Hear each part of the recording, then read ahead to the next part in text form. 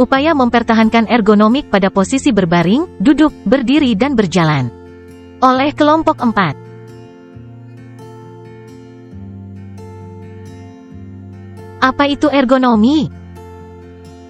Menurut Sutalaksana DKK, 1979, ergonomi adalah cabang ilmu yang sistematis untuk memanfaatkan informasi-informasi mengenai sifat, kemampuan dan keterbatasan manusia untuk merancang suatu sistem kerja, sehingga orang dapat hidup dan bekerja pada sistem ini dengan baik, yaitu mencapai tujuan yang diinginkan melalui pekerjaan efektif, aman, dan nyaman. Apa itu posisi ergonomik? Posisi ergonomik merupakan penyesuaian antara manusia dengan pekerjaan dengan tujuan meminimalisir kecelakaan kerja dan penyakit akibat kerja. Hal itu tentu seseorang dapat bekerja dengan nyaman, secara tidak langsung produktivitasnya akan meningkat, yang kemudian akan diikuti dengan peningkatan kesejahteraan, baik kesejahteraan fisik, mental maupun sosial.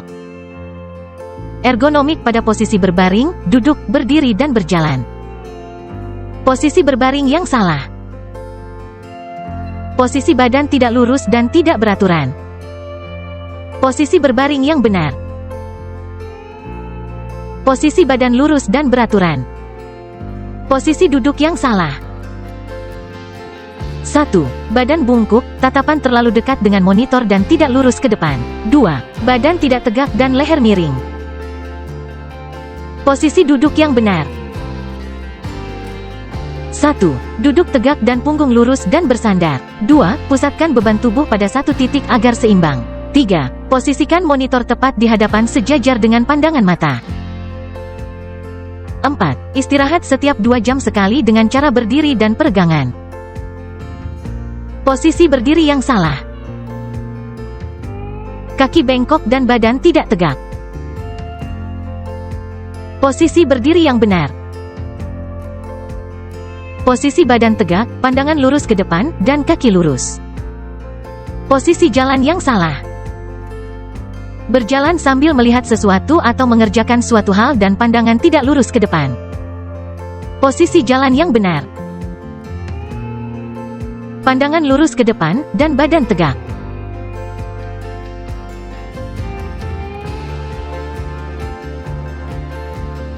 Aspek ergonomik. Beberapa aspek yang berhubungan dengan ergonomik. Pertama, pengukuran dan antropometrik. Kedua, aspek ergonomik dari stasiun kerja.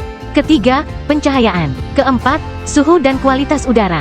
Kelima, gangguan suara. Keenam, kesehatan dan keamanan kerja. Ketujuh, kebiasaan dalam bekerja. Prinsip-prinsip ergonomik. Prinsip fisikal. Pertama, jadikanlah segala sesuatu mudah dijangkau. Kedua, bekerja dengan tinggi yang sesuai. Ketiga, bekerja dengan postur yang sesuai. Keempat, mengurangi pengeluaran tenaga yang bekerja berlebihan. Kelima, meminimalkan keletihan atau kepenatan. Keenam, mengurangi pengulangan yang berlebihan. Prinsip kognitif. Pertama, adanya standarisasi. Kedua, menghubungkan apsi dan persepsi. Ketiga, mempermudah pemaparan suatu informasi. Keempat, menyajikan informasi pada level yang tepat secara detail. Kelima, memberikan gambaran yang jelas. Keenam, memberikan umpan balik secara cepat. Keuntungan penerapan ergonomik. Pertama, produktivitas akan meningkat. Kedua, aktivitas lebih baik karena adanya faktor kenyamanan layanan dalam melakukan pekerjaan. Ketiga, hasil kerja lebih baik karena sistem yang dioperasikan lebih familiar.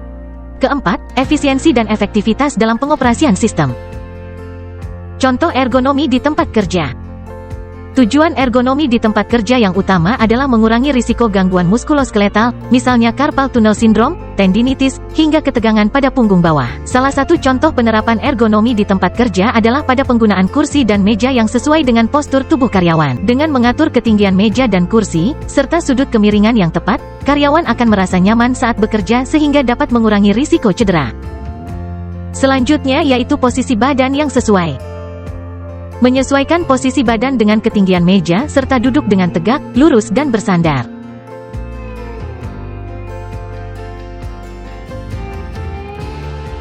Keyboard dan mouse.